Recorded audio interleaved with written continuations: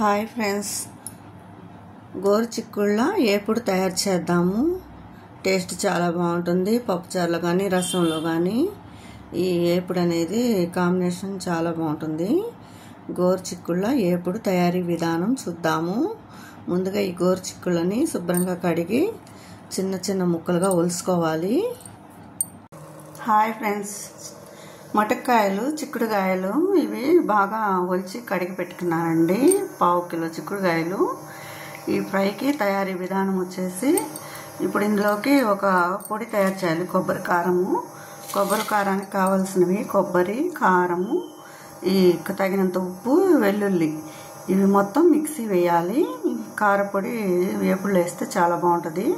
కొబ్బరి కారం నేను ఈ విధంగా మిక్సీ వేసి పెట్టుకున్నాను. ఈ విధంగా రెడీ చేసుకోవాలి. ఆనియన్స్ కట్ చేసి పెట్టుకున్న, కరివేపాకు, తగినంత ఉప్పు, తాలింపు గింజలు, కొంచెం లైట్గా కారం, ఆల్రెడీ కొబ్బరి కారం ఉంటుంది కొంచెం వేసుకోవాలి, పసుపు, నూనె. ఇప్పుడు స్టార్ట్ చేద్దామండి. ఏపుడు అనేది మనం కుక్కర్లోకైనా ఉడికించుకుంటే ఫాస్ట్గా అవుతుంది. ఈ కప్పు ఇందులో వేసేద్దాము. కడిగి పెట్టుకొని కట్ చేసుకున్నాను కదా.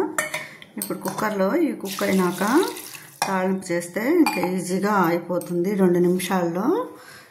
ఇప్పుడు ఇవి కుక్కర్ మూత పెట్టి ఉడికిద్దాము. త్వరగా ఉడకటానికి విడిగా అయినా ఉడకబెట్టుకోవచ్చు, కుక్కర్లో అయినా ఉడకబెట్టుకోవచ్చు.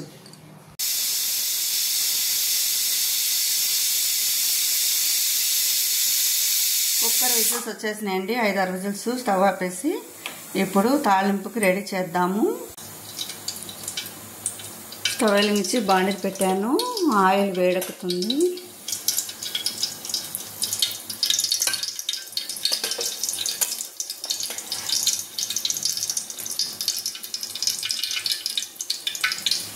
చాలండి, తగినంత ఆయిల్ వేసాను.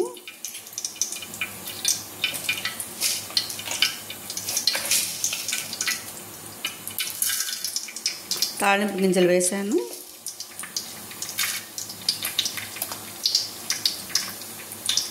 తాలింపు గింజలు వేగిపోయాయి. ఇప్పుడు వచ్చేసి ఆనియన్స్ వేద్దాము.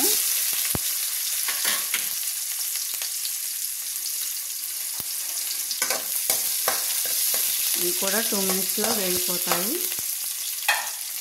సరే ఫ్రెండ్స్, ఇలా ఉడికిపోయాయండి.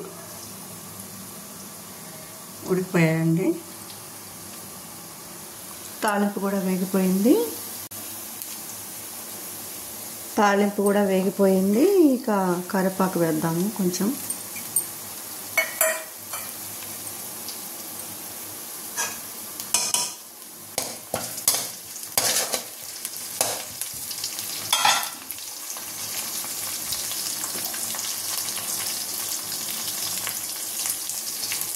కొంచెం పసుపు యాడ్ చేస్తాము.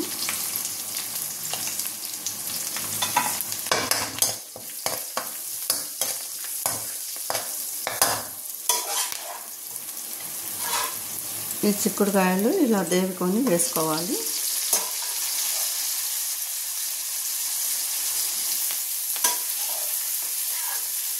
టేస్ట్ చాలా బాగుంటుంది. ఈ చిక్కుడుకాయలు ఈ విధానంలో చేస్తే ఉట్టన్నంలోనైనా బాగా తినబుద్ధి అవుతుంది.